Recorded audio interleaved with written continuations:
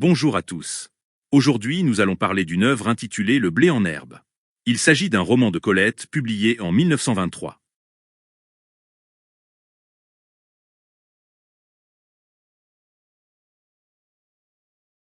Vinca, surnommée la Pervenche, 15 ans et demi et blonde aux yeux bleus, s'en va à la pêche. Philippe, 16 ans et demi, aux cheveux noirs l'épie. Les deux jeunes gens étaient autrefois liés, mais l'adolescence les a séparés. Philippe la rejoint car il veut aller à la pêche avec elle. Devenue maladroite, Vinca ne parvient pas à attraper les crevettes avec son filet et elle demande l'aide de Philippe. Cependant, Philippe tarde à lever le filet à cause de la présence de Vinca à ses côtés et il ne parvient pas à attraper une crevette. Vinca et Philippe mangent côte à côte et se chamaillent. Vinca s'en va tôt car un monsieur va venir déjeuner. À table, Vinca est à côté de sa petite sœur qui est semblable à elle en plusieurs points. Se trouvent également les parents de Vinca, la tante de Vinca, Phil et ses parents. L'invité est un homme grisonnant venu de Paris. Alors que Philippe trouvait Vinca laide, l'intérêt que démontre l'invité envers Vinca lui fait découvrir que Vinca est très belle. Phil s'en va de table et Vinca le rejoint et s'enquiert de ce qu'il a. Phil apprend que cette année, Vinca ne partira pas le 1er octobre, mais le 20 septembre car elle, sa mère et sa sœur vont acheter des vêtements. Il ne reste plus pour Vinca qu'un mois de vacances.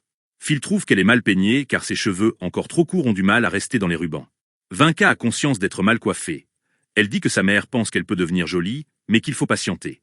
Phil déteste ce verbe et crève de n'avoir que 16 ans. Il aimerait d'avoir 25 ans et être complètement un homme. Vinca est beaucoup plus terre à terre. Elle pense à passer le bac chaud, puis à s'occuper de la maison comme sa mère le souhaite et enfin se marier. Cela lui suffit pour les années à venir. Phil se repose sur le sable après avoir abandonné Vinca à sa pêche aux crevettes et aux tourteaux. Il rencontre une femme habillée de blanc qui lui demande si elle peut aller plus loin avec son auto. Après que Phil se soit levé, la dame l'appelle monsieur et se met à le vouvoyer. Elle apprend que Phil n'est pas seul à pêcher, mais qu'il est accompagné de son ami Vinca. La dame s'en va tandis que Vinca apparaît. Vinca interroge Phil sur la dame qui vient de partir. Vinca ne veut pas laisser sa main dans celle de Phil.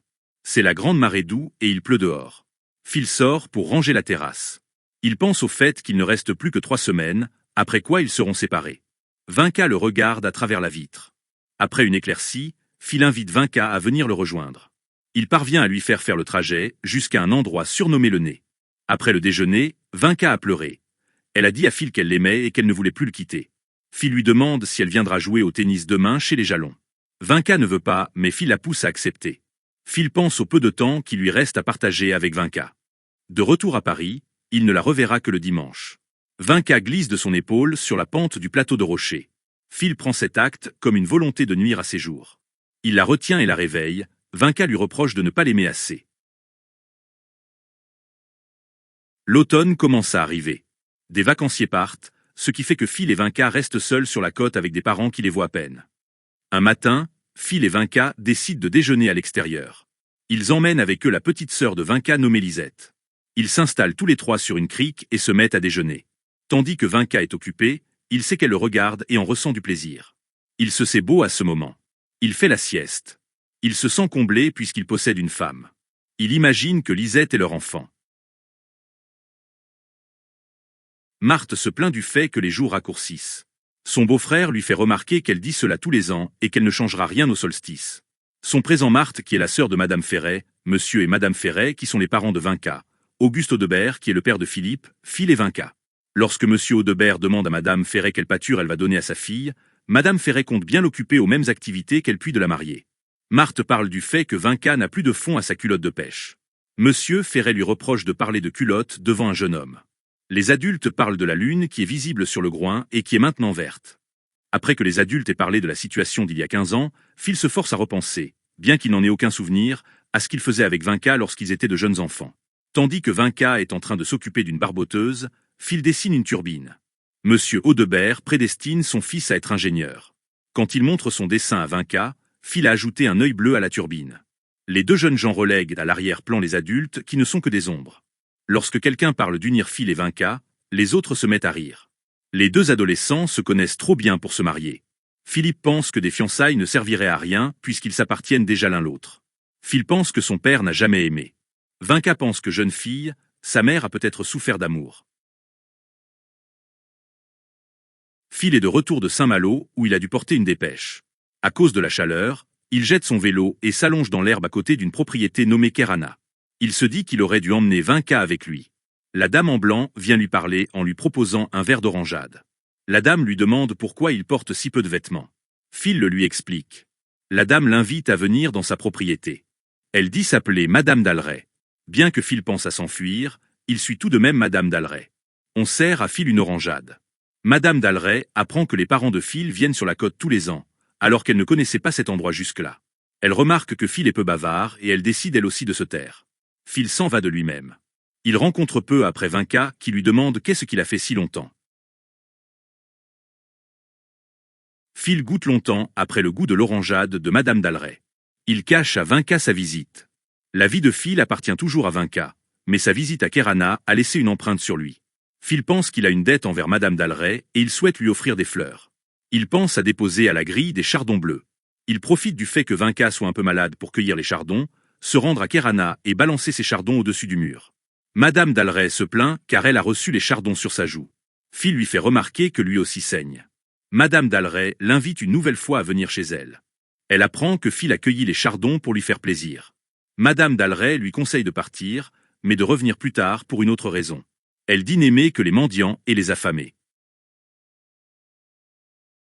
Phil est en train de rattacher l'espadrille défaite de 20K. L'adolescente ne se laisse pas faire. 20K sent une présence féminine auprès de Phil. Le jeune homme a rendu 2 visites supplémentaires à Madame Dalleray, visites qu'il a cachées à 20K. Phil devient doux envers 20K, alors qu'il devrait la traiter en esclave. Phil s'en va sous prétexte d'aller chercher le second courrier et se dirige vers Kerana. Madame Dalleray lui sert du melon rouge. Après qu'il ait fait tomber une cuillère, Madame Dalleray place une de ses mains sur le bras de Phil. L'adolescent lui dit de le laisser et se dégage. Cependant, quelques instants plus tard, il remet son bras dans la main ouverte. Phil quitte Kerana à 1h30 du matin. Quand il voit sa maison, il devine 20K qui doit être en train de dormir. Alors qu'il est encore en chemin, il entend l'horloge de l'église qui sonne 2 heures. Le fait qu'il puisse entendre ce son signifie que le vent a tourné et qu'il y a un changement de temps. La paix nocturne lui fournit une transition entre sa vie ancienne et le climat dans lequel il baigne. Il vient de traverser une tourmente et ne rapporte avec lui qu'une fatigue de nageur. Il parvient à la moitié de la nuit qui est plus claire que l'autre. 3 heures sonnent à l'horloge. Il voit une lumière s'allumer dans la chambre de 20K. Il sait que 20K ne dort pas et qu'elle vient de regarder l'heure. Il pense qu'il n'y a rien en commun entre le corps de 20K et le corps de Madame Dalleray.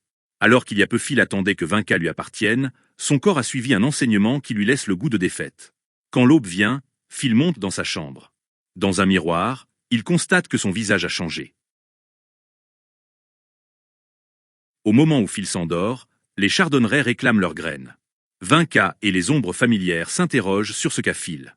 Après l'avoir vu, 20K le pense même malade. Il est 11h moins le quart. Il met son maillot de bain et rejoint 20K auprès de mer. Ils nagent ensemble, mais cette fois-ci Phil ne plaisante pas avec 20K. Phil est autre depuis qu'il a connu sa première nuit d'amour. Sur le chemin de la villa, 20K écrase un crabe, ce qui amène une gêne à Phil alors que 20K s'en moque. Au déjeuner, tandis que 20K mange avec vigueur, Phil n'a pas d'appétit. Phil se dit qu'il devrait être heureux que 20K ne sache rien, mais il ne l'est pas. 20K est agité alors que Phil ne désire que le sommeil. Phil suit 20K lors de sa pêche à marée basse. Quand 20K lui demande ce qu'il a, Phil répond rien. Phil se met à pleurer. 20K a peut-être compris pourquoi. Elle s'en va sans se retourner. Phil ne revoit 20K que peu avant le dîner. Elle est curieusement apprêtée, alors qu'il n'y a pas d'invité. Au dîner, Phil cherche à croiser le regard de 20K, mais celle-ci a le regard baissé. Les ombres familières accomplissent leurs rites habituels lors des soirées. Phil et 20K se promènent près de la mer. Phil pense qu'il suffit d'oublier son aventure pour que les choses redeviennent comme avant entre lui et 20K.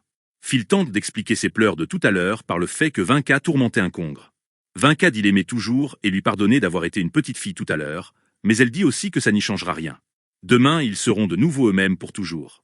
Le moment où Phil rentre à la maison correspond au moment où la veille, il est parti de chez Madame Dalleray. Phil dit à Madame Dalleray qu'il partira le 25 septembre, c'est-à-dire dans une quinzaine de jours. Madame Dalleray lui demande s'il sera bien aise de la quitter. Phil finit par dire qu'il sera triste. Cependant, il espère qu'elle organisera quelque chose pour qu'il se revoie quand il n'aura pas d'obligation scolaire ou familiale. Madame Dalleray essaie de lui faire comprendre qu'une femme pourrait être choquée s'il lui demande seulement 1 heure de solitude. Cependant, Phil est incapable de le comprendre. Quand elle lui demande s'il l'aime, Phil ne répond pas. Madame Dalray pense que ce qu'elle a obtenu de Phil était à la portée de n'importe qui. Elle sait que Phil pense à Vinca lors de ses phases de silence. Elle compte faire encore une fois l'amour avec Phil. Phil déjeune le dernier. Il cherche Vinca dans la villa, mais il ne la trouve pas. Il finit par la trouver dans la remise en train de ranger, comme sa mère le lui a demandé. Phil se rend compte que Vinca a été délaissé pour une première aventure. Il trouve que Vinca est moins gai, plus calme qu'auparavant, ce qui l'inquiète. Phil ne peut pas s'empêcher de faire une comparaison entre Madame Dalray et Vinca. L'adolescente se laisse malmener par Phil, car pendant qu'il la tourmente, il est là. Phil se rend compte que l'être uni que formaient Phil et Vinca va mourir cette année. Il se dit que peut-être il ira ce soir chez Madame Dalray pour la dernière fois des vacances. Il est persuadé qu'un jeune homme ne peut se délivrer de l'enfance en une seule fois, mais qu'il oscille de longs jours. Phil repasse à l'endroit où il a cueilli un bouquet de chardons. Les fleurs sont maintenant mortes et Phil croit y voir un signe. Phil tente de penser à son avenir. Il sait que s'il ne fait pas d'études, après son bac chaud, il reprendra le magasin de son père. Il découpe son existence en deux. Il y a ce qu'il y avait avant sa rencontre avec Madame Dalray et il y a ce qu'il y a après.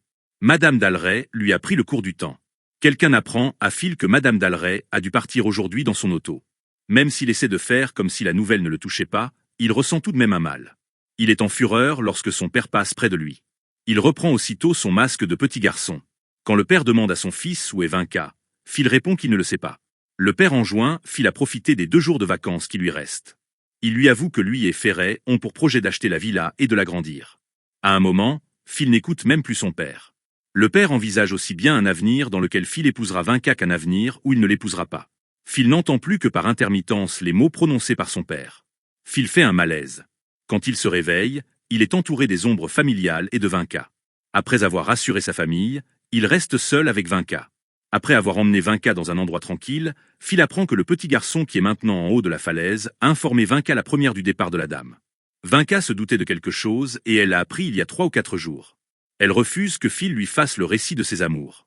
Phil veut qu'elle promette de ne pas quitter la vie. Vinca dit qu'elle n'en a pas l'intention. Vinca est en colère car Phil parle de sa peine, alors qu'elle est plus en droit de ressentir de la peine puisque Phil l'a délaissée pour une autre femme. Elle en veut à Phil car elle croit que si Phil l'a amené ici, c'est pour avoir le plaisir de lui raconter ce qu'il s'est passé avec l'autre femme. Vinca lui donne un coup de poing. Phil se retient de se battre avec elle. Vinca se met à pleurer. Après que Phil se soit levé, Vinca l'amène vers elle et le berce. Vinca lui demande s'il va aller retrouver Madame Dalray. Phil ne le fera pas. Il lui demande ce qu'elle ferait si effectivement il le faisait. Vinca ment et dit qu'elle ne changerait pas sa façon de vivre. Phil justifie son aventure en sous-entendant que tous les garçons de son âge en connaissent une. Vinca ne perd pas de vue que c'est Phil qui est en faute et qu'il aurait dû lui demander. Phil pense qu'elle n'aurait pas pu lui accorder grand-chose et il la relègue au rang de jeune fille. Vinca pense en savoir autant que la première femme que Dieu a créée. Selon Phil, Vinca ne sait rien. Vinca se moque de lui. Leur conversation s'arrête lorsqu'ils dînent à la villa. Après avoir entendu une sirène, que Phil a prise pour le bruit d'une automobile, Phil va se coucher. Il s'endort et rêve de Camille Dalray et de Vinca. Phil se lève, il est rapidement joint par Vinca. Cette dernière est redevenue douce. Ensemble, ils se promènent à l'extérieur. Alors que Phil veut rentrer, Vinca le pousse à rester encore un peu dehors car ils sont tous les deux bien. Ils s'embrassent à la demande de Vinca. Quand Phil s'écarte de Vinca, il ressent une crise de dénuement physique qui le pousse à rejoindre les bras de Vinca. Phil se lève alors que la maison est encore vide. Peu de temps après, Vinca se lève. Phil la voit arroser un fuchsia et l'entend chanter. Vinca est indemne.